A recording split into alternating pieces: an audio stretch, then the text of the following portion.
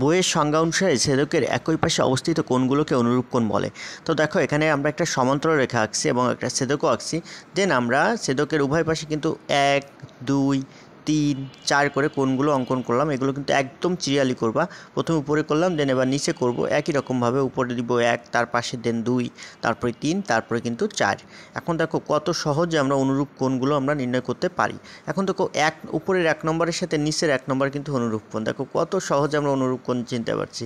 আবার দেখো 2 এর সাথে নিচের 2 কিন্তু অনুরূপ কোণ হবে। তো সেটাই লিখলাম, আগে অনুরূপ কোণ লিখে নিলাম। দেন কোনটা অনুরূপ কোণ? 1 এর সাথে অবশ্যই 1। তো 1কে কোণ চিহ্ন দিয়ে আবার 1কে কোণ চিহ্ন দিলাম, এটা অনুরূপ কোণ। আবার দেখো যদি 2কে কল্পনা করি, 2 এর অনুরূপ কোণ কত বলো তো? 2 এর অনুরূপ কোণ কিন্তু 2। আবার দেখো যদি 3কে কল্পনা করি, 3 এর অনুরূপ কোণ কিন্তু নিচের 3। আবার যদি কিনা 4কে তুমি কল্পনা করো, 4 এর অনুরূপ কোণ কিন্তু নিচের 4। দেখো কত সহজে আমরা অনুরূপ কোণ চিনতে পারলাম।